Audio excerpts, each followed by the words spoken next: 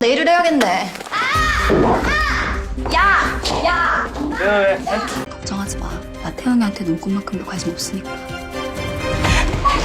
이 금수저로 밥을 먹으면 수저 주인의 기억을 갖게 될 게야. 그런 녀석이 감히 내 돈에 손을 대. 또 한 번 내 돈 가지고 장난치. 제가 시정하겠습니다. 제가.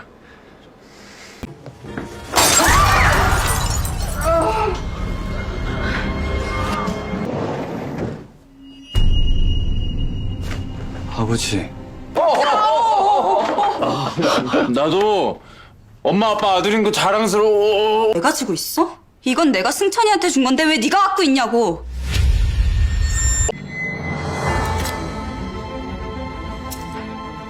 먹자.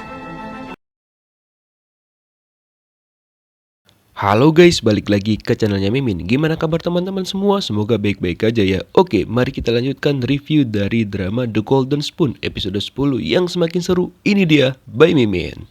형이가 안 한다잖아. 적당히 해 너. 누가 보면 네 Nah, ternyata ajakan wawancara yang diberikan oleh si Najuhi ditolak mentah-mentah oleh Hwang Tae-yong. Dia mengatakan bahwa itu sangat-sangat tidak perlu dan dia juga lagi sibuk. Oh Hyojin yang kebetulan ada di sana juga langsung mengatakan kepada Najuhi untuk menghentikan ajakannya kepada Taeyong karena orang lain bisa curiga kalau Najuhi nanti bisa digosipkan merayu si Hwang Tae-yong. Mereka berdua juga tahu apa tujuan Najuhi untuk mengajak Hwang Tae-yong melakukan wawancara, yaitu untuk mengetahui tentang kematian ayahnya dia, Presdirna, pada beberapa waktu yang lalu. Sementara itu, Lee Song-cheon berkumpul dengan teman-temannya di mana salah satu teman yang pernah bekerja dengan Hwang Tae-yong menceritakan tentang kekecewaannya kepada Hwang Tae-yong. Ditambah lagi dia menceritakan juga kalau Najuhi mengajak Hwang Tae-yong untuk melakukan wawancara gitu. Lalu secara tiba-tiba Lee Song-cheon bertanya kepada mereka, jika misalkan kalian jadi kaya, apakah kalian mau menukar orang tua kalian? Teman-temannya jelas menolak hal itu. Lalu Lee Song-cheon mengatakan dia coba bercanda, itu hanya berandai-andai saja. Kemudian ayahnya Lee Song-cheon menemukan catatan Lee Song-cheon tentang sendok emas. Di sana juga tertulis tentang menukar kedua orang tuanya. Namun untung aja ayahnya Lee Song-cheon hanya curiganya kalau itu adalah alur cerita webtoon yang akan ditulis oleh anaknya selanjutnya. 매형의 속내가 궁금해서요. 태영이도 화려하게 복귀했겠다. Kemudian pamannya Taeyong tidak terima kalau dia dikeluarkan secara tidak hormat, lalu dia pergi menemui ayah Taeyong dan meminta keadilan gitu. Dengan harapan bahwa ayah Taeyong akan mengembalikan semuanya kepadanya. Tapi ternyata ayah Taeyong mengulik masa lalu pertama kali mereka bertemu, di mana dulunya ayah Taeyong menyelamatkan dia karena kasihan. Ditambah lagi ayah Taeyong kan emang gak suka nih sama si Juntae ini. Lalu dia mengatakan bahwa Juntae harus mengembalikan semua uang-uang yang udah diambil oleh Juntae. Dan jangan pernah berharap bahwa ayah Taeyong akan mengembalikan semuanya kembali kepada posisi semula. Tidak semudah itu. Sementara itu Najuhi datang ke rumahnya Taeyong dan meminta tolong nih kepada emaknya Taeyong untuk membujuk Taeyong agar dia mau melakukan wawancara. Otomatis emak Taeyong setuju-setuju aja dong, apalagi dia tahu tujuan Najuhi melakukan wawancara kepada Hwang Tae-yong. Nah, kebetulan lagi ada di rumah Taeyong, Najuhi berkesempatan untuk pergi nih ke kamarnya Taeyong secara diam-diam. Lalu dia mencoba mencari tahu apakah di sana itu dia bisa menemukan beberapa bukti terkait kematian ayahnya. Tapi setelah dia cari-cari ternyata enggak ada yang dia temukan. Dan dia pun melihat bahwa ada berangkas yang memiliki kode, tapi dia nggak tahu apa kodenya. Di sisi lain, Hwang Tae-yong yang sudah menjadi CEO sekarang dia langsung disambut nih sama orang-orang yang ada di sana. Tapi sepertinya Hwang Tae-yong nggak terlalu senang dengan mereka, apalagi dia tahu bahwa mereka itu bermuka dua. Lalu Hwang Tae-yong langsung memberikan beberapa pencerahan nih kepada mereka, terutama terkait dengan gaji. Tapi mereka kurang senang dengan gaji yang diberikan oleh Taeyong kepada mereka untuk pertama kalinya. Nah, setelah itu mereka langsung bergosip di belakang Taeyong dan mengatakan bahwa kemungkinan besar gaji mereka akan dipotong nih sama Taeyong. Lalu itu terdengar oleh si Moon-ki. Lalu Moon-ki memberikan nasihat nih kepada Taeyong, tapi Taeyong sama sekali tidak mendengarkan perkataan dari si Moon-ki. Intinya di sini Taeyong ingin mengalahkan ayahnya dia sendiri agar dia bisa benar-benar memiliki kekuasaan penuh. 되냐고요. 저희 수준이 안 되시잖아요. Nah, pada malam harinya, Hwang Tae-yong dan juga keluarganya si Oh Hyo-jin mengadakan pertemuan untuk membicarakan pernikahan mereka. Nah, di sini ayahnya Oh Hyo-jin kan kayak menyombong gitu loh dan membicarakan tentang kasta. Lalu, dia langsung tersavage oleh emak tirinya Hwang Tae-yong. Di sini emaknya Taeyong mengatakan bahwa ya kalau membicarakan kasta, bahwa keluarganya Oh Hyo-jin itu juga nggak selevel dengan keluarganya si Hwang Tae-yong. Dan itu membuat Oh Hyo-jin dan juga ayahnya langsung terdiam. Sepertinya ini bakal menjadi ujian nih untuk Oh Hyo-jin sebelum masuk ke keluarganya Hwang Tae-yong, apalagi kalau mereka udah jadi nikah ya kan. Tapi di sini Hwang Tae-yong ngebela keluarganya si Oh Hyo-jin. Nah, karena itu Oh Hyo-jin kayak bangga gitu nih karena dibela sama ayang di depan orang tuanya. Tapi ternyata Hwang Tae-yong mengatakan kepada Oh Hyo-jin dia melakukan hal itu karena ya mereka simbiosis mutualisme. Apalagi Hwang Tae-yong kan berhutang budi kepada si Oh Hyo-jin dan dia hanya menganggap mereka sebatas rekan bisnis saja. Wah, kasihan nih padahal udah baper tuh anak orang. Setelah itu emak tirinya Taeyong mengatakan bahwa Ju-hee menemui dirinya dan meminta untuk membujuk Taeyong agar mau melakukan wawancara dengan Na Ju-hee. Dan sepertinya Hwang Tae-yong terpaksa menyetujui hal tersebut. Kemudian Oh Hyo-jin kayak udah emosi nih dan gak tahan dengan sikapnya Hwang Tae-yong kepada dirinya. Karena dia masih menyimpan sendok emasnya Taeyong, ternyata ada aturan terakhir dari sendok emas di mana si nenek berkata bahwa jika orang lain makan dengan sendok emas itu, maka orang tersebut dapat mengingat ataupun mendapatkan kenangan pemilik dari sendok emas itu. Wow, dan Oh Hyo-jin sepertinya bakal menggunakan cara terakhir itu jika Taeyong benar-benar tidak mau mendengarkan dirinya lagi. Wah, bahaya juga nih posisinya Taeyong nanti. 제가 시정하겠습니다. 제가. Lee Song-cheon ternyata bekerja paruh waktu di tempat kerjanya si Na Ju-hee, tapi kayaknya performanya dia kurang disukain sama ya produsernya Na Ju-hee. Dan ternyata sesuai dengan yang Mimin bilang tadi bahwa Hwang Tae-yong setuju untuk diwawancarain oleh Na Ju-hee karena setelah itu dia datang ke perusahaan tempat Na Ju-hee bekerja lalu disambutlah sama mereka. Dan di sana pun dia melihat keberadaan dari si Lee Song-cheon yang ternyata dia hanya pekerja paruh waktu di sana. Disinilah Lee Song-cheon mulai agak iri gitu dengan si Hwang Tae-yong. Apalagi dia hanya bekerja paruh waktu kan. Dia melihat Hwang Tae-yong kayak dilayanin gitu dan dia hanya disuruh-suruh. Kemudian Hwang Tae-yong mengatakan kepada mereka dia setuju untuk diwawancarain karena ya usaha Na Ju-hee sudah berbicara dengan emaknya dia. Jadi ya terpaksa aja dia mau menyetujui itu. Dan untuk jadwalnya ya silakan dibicarakan dengan sekretarisnya dia Moon Ki. Karena jadwal wawancaranya ada sekitar 3 kali ataupun 3 putaran gitu. Dan ketika Hwang Tae-yong mau pulang, di sanalah dia bertemu lagi dengan Lee Song-cheon yang lagi berlari-lari membawa kopi yang disuruh untuk dibelikan kepada Hwang Tae-yong tadi.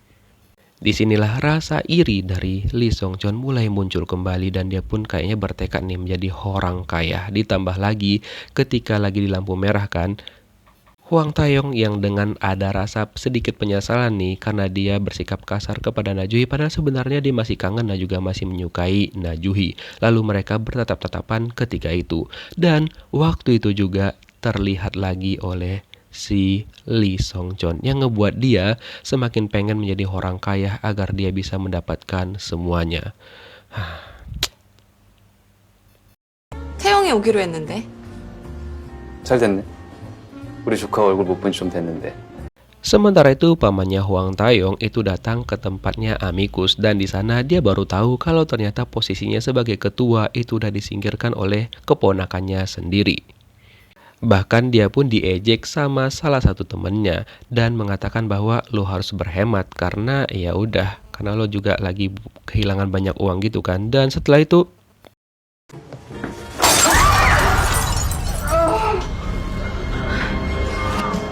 temennya langsung digaplak pakai gelas dong. Wah.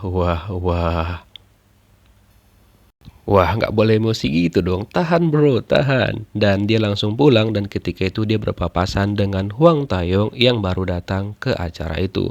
Nah, di sini dia mencoba untuk mengancam si Hwang Tae-yong lagi, tapi Tae-yong mengatakan bahwa dirinya udah tahu tentang kejadian 16 tahun yang lalu di Amerika, bahwa yang melakukan semua itu adalah pamannya. Dia langsung ketar-ketir karena Huang Taeyong mulai mengingat semua masa lalu yang terjadi.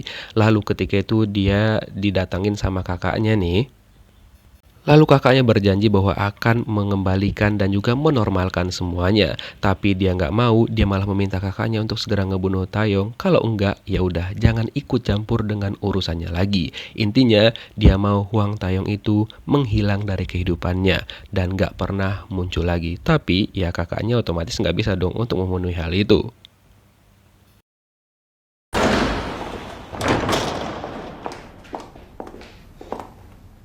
Kemudian emak tirinya Taeyong langsung datang menemui ayahnya Taeyong yang lagi meeting pada saat itu dan terpaksa dibubarkan karena dia maksa. Lalu dia meminta kepada ayah Taeyong untuk mengembalikan semuanya dan memberikan kesempatan lagi kepada Juntae. Tapi di sini ayah Taeyong langsung nge-savage emaknya si Taeyong. Ternyata ayah Taeyong tahu bahwa Juntae itu bukan adik dari istrinya, tapi ternyata Juntae itu adalah anak kandung dari istrinya. Wadaw! Emak tiri Taeyong hanya bisa terdiam karena dia kaget kenapa tiba-tiba ayahnya Taeyong tahu kalau Juntae itu adalah anaknya istrinya ini. Wah, istrinya hanya bisa menangis karena udah ketahuan berbohong selama ini. Kemudian Huang Taeyong masih mencoba nih untuk menjebak gimana caranya nih agar si pamannya ini tuh benar-benar terbukti bersalah gitu. Satu-satunya orang yang bisa membuktikan itu adalah si bapak ini yang memiliki tato yang ada di lehernya itu. Cuma sampai sekarang mereka nggak tahu di mana keberadaannya. Mungkin dialah cara terakhir agar pamannya Huang Taeyong ini bisa dijebloskan. Dan tanpa sepengetahuan mereka, Najuhi sudah menaruh kamera CCTV di sana dan Najuhi pun melihat kode dari brankas tempatnya Taeyong. Keesokan harinya, Jang-gun memberitahukan kepada Oh Hyo-jin agar jangan terlalu percaya kepada Taeyong dan dia pun memberitahukan bahwa Taeyong masih menerima wawancara dengan Najuhi. Setelah itu dia langsung pergi menemui Najuhi dan terlibatlah pertengkaran di antara mereka berdua, bahwa dia nggak terima bahwa Najuhi itu terus menggoda si Huang Taeyong. Kepedian banget loh. Dan ya, inilah yang terjadi di antara mereka berdua. Namun di sini Mimin suka banget dengan karakter Najuhi yang terbaru, di mana dia enggak lemah lagi, dia langsung memberikan pembalasan kepada si Oh Hyo-jin. Oh Hyo-jin pun hanya bisa terdiam dan nggak bisa ngapa-ngapain. Wah, keren nih Najuhi. Najuhi juga menegaskan kepada Oh Hyo-jin bahwa dirinya tidak pernah menyukai si Huang Taeyong. Ya udah, kalau mau ambil aja, ya kan? Oh Hyo-jin pasti udah kena mental banget nih karena Najuhi yang dulu bukanlah Najuhi yang sekarang. Udah lebih savage ya kan? Mantap. Kemudian Lee Song-cheon memberikan semangat nih kepada Najuhi dengan meletakkan kue di meja Najuhi sambil memberikan pesan semangat gitulah. Tapi ternyata setelah itu dia mendengarkan percakapan dari teman-teman kantornya bahwa Najuhi itu pada malam itu sedang pergi makan berdua dengan Huang Taeyong. Hal itu ngebuat si Lee Song-cheon menjadi sedih banget karena emang betul sih kalau si Najuhi itu emang pergi makan berdua dengan Lee Song-cheon ataupun si Huang Taeyong palsu. Awalnya pembicaraan mereka itu kayak baik-baik aja, ditambah lagi Najuhi sambil minta maaf gitu kepada si Huang Taeyong atas sikapnya beberapa hari yang lalu. Tapi di sini Huang Taeyong menyinggung tentang Najuhi yang mencari tahu tentang kematian ayahnya dan itu hanyalah ya sia-sia aja. Lalu Najuhi menunjukkan tentang foto Huang Taeyong beberapa tahun yang lalu, tapi di situ Taeyong tidak mengakui bahwa itu adalah dirinya. Hal itu membuat Najuhi kesel, lalu dia pergi dan si Huang Taeyong mencoba menjelaskan lagi nih kepada Najuhi bahwa itu memang dirinya dan dia sengaja berbohong, tapi dia meminta Najuhi untuk jangan lagi ya mengulik kasus tentang kematian ayahnya. Tapi Najuhi nggak peduli dan dia mengatakan bahwa dia akan mengungkap kematian di balik ya kasus ayahnya dan dia akan membuat Taeyong untuk menebus semuanya.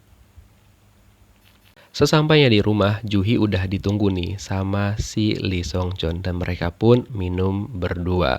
Dan di sini Lee Song Chon mencoba nih mencari tahu kenapa Najuhi pergi makan berdua dengan Hwang Tae-yong, tapi ya situasinya nggak mumpuni karena tiba-tiba aja lampunya Najuhi kedap-kedip dan harus diganti.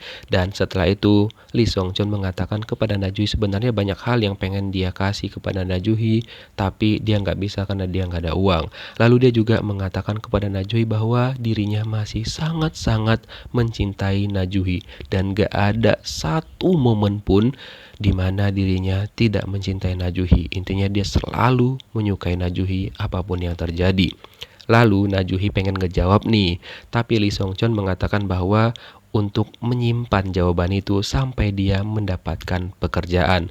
Jadi ketika dia udah dapat kerja nih, baru dia siap mendengar jawaban dari Najuhi. Ketika si Lee Song Chon lagi pulang nih, dia melewati tempat dari si nenek itu kan, si nenek sendok emas. Tapi ternyata Lee Song Chon nggak bisa melihat keberadaan dari si nenek itu. Loh kenapa ya? Apa karena Lee Song Chon ini orang yang bertukar dengan si Hwang Tae-yong, makanya dia nggak bisa lihat? Penasaran sih. Semoga nanti dijelaskan ya.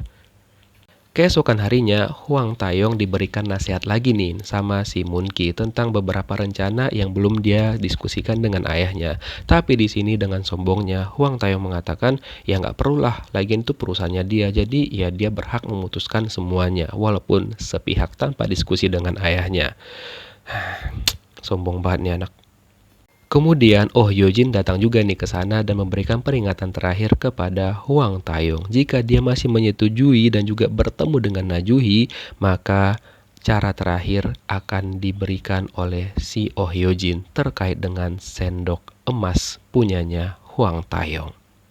Setelah itu ayahnya Hwang Tae-yong mendengar bahwa Hwang Tae-yong melakukan rencana sesuka hatinya lagi. Lalu ayahnya mencoba untuk memanggil Hwang Tae-yong ke sana, tapi ternyata sekretarisnya mengatakan bahwa Tae-yong sedang memiliki rencana yang nggak bisa ditunda. Dan rencana itu adalah dia mengajak Lee Song Chon dan juga seluruh keluarganya untuk makan malam berdua di tempat dari si Alex Bu. Alex Bu pun kaget kenapa Hwang Tae-yong akrab gitu dengan keluarganya Lee Song Chon. Dan pada saat itu Hwang Tae-yong juga memberikan pekerjaan nih kepada Lee Song Chon, tapi Lee Song Chon menolak karena dia nggak mau dipekerjakan di perusahaannya orang tuanya si Hwang Tae-yong. Dan kebetulan pada saat itu ayahnya Tae-yong datang dong, dan ayahnya tahu keberadaan Tae-yong di sana. Kemudian ketika orang tuanya Lee Song Chon juga sampai di sana, mereka pun kaget karena tiba-tiba aja ada ayahnya Hwang Tae-yong di sana. Untuk informasi, kenapa Tae-yong mengajak mereka berkumpul? Karena kebetulan hari itu adalah hari ulang tahun pernikahan orang tuanya Lee Song Chon. Dan pada saat makan di sana kelihatan kebiasaan antara ayahnya Lee Song Chon dan juga Lee Song Chon yang asli itu sama, di mana mereka makan supnya terlebih dahulu dan juga menyisihkan cabai. Wow. Tapi mereka tidak terlalu mempermasalahkan hal itu, dan ayahnya Tae-yong berulah lagi di mana dia langsung memberikan kata-kata yang sakit dan juga nusuk banget nih kepada keluarganya Lee Song Chon. Tapi untung aja ayahnya Lee Song Chon bisa menanggapinya dengan lebih santai dan juga mengatakan bahwa ya nggak masalah sih, dan mungkin juga karena ayahnya nggak nyaman karena anak mereka bergaul dengan si Hwang Tae-yong. Tapi apapun yang terjadi, ayahnya Lee Song Chon mengatakan dia percaya kepada anaknya dan dia pun yakin dengan apa yang dilakukan oleh anaknya selagi itu hal yang baik. Lee Song Chon berterima kasih kepada orang tuanya karena selalu mempercayainya, dan dia juga mengatakan bahwa dia bangga menjadi anak mereka. Setelah itu orang tuanya memberikan nih kepada Tae-yong sebuah sketch gitu, dan mereka juga mengatakan kepada Tae-yong untuk melanjutkan impian Tae-yong untuk terus menggambar. Sementara itu Lee Song Chon harus mendapatkan repetan dari ayahnya terkait hal itu. Ayahnya juga memberitahukan kepadanya alasan ayahnya mengirimnya ke Amerika agar rasa iba Hwang Tae-yong kepada orang-orang yang di bawah mereka itu udah nggak ada sama sekali. Intinya, ya jangan pernah kasihan kepada orang miskin gitulah. Namun Huang Taeyong tidak terima dengan perkataan ayahnya dan ayahnya pun menjadi penasaran kenapa Huang Taeyong ini sangat-sangat peduli dengan keluarganya Lee Song-cheon.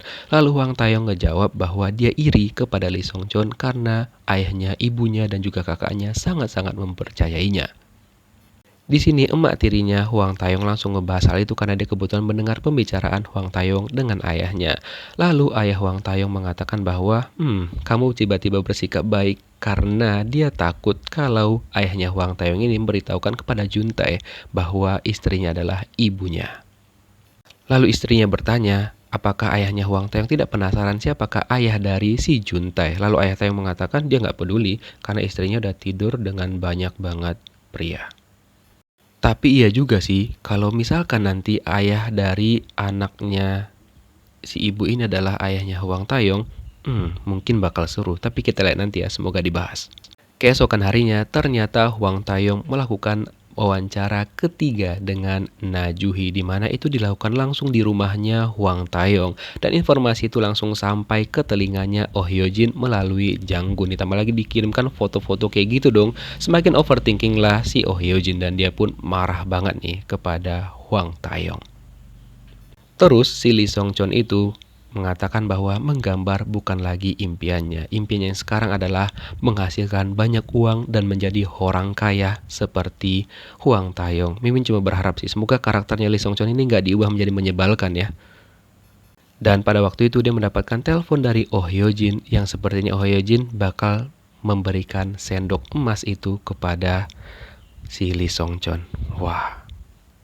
Terus kebetulan nih karena Na Ju-hee lagi ada di rumahnya si Huang Taeyong, dia mengambil kesempatan untuk masuk lagi ke kamarnya Huang Taeyong dan membuka berangkas. Dan dia pun mencari-cari berkas di sana, tapi yang dia temukan hanya berkas-berkas tentang kematian ayahnya, dan juga dia menemukan buku yang pernah dia berikan kepada Lee Song-cheon beberapa tahun yang lalu. Dan ketika itu dia ketahuan nih mengambil dan juga ngacak-ngacak berangkasnya si Huang Taeyong. Lalu dia bertanya kepada Taeyong kenapa buku yang pernah dia berikan kepada Lee Song-cheon itu ada kepada si Huang Taeyong. Wah, apakah jawabannya si Huang Taeyong ya? Apakah dia bakal menceritakan semuanya? Sementara itu, si Oh Hyo-jin benar memberikan sendok emasnya Lee Song-cheon kepada si Huang Taeyong asli. Dan Lee Song-cheon pun langsung makan menggunakan sendok emas itu. Wah, kira-kira apakah yang akan terjadi? Apakah semuanya akan segera terbongkar? Atau Lee Song-cheon gak jadi makan dengan sendok itu karena ada hal lain? Kita lihat gimana kelanjutan kisahnya di episode 11 dan 12 minggu depan. Thank you for watching. See you next video guys. Bye-bye.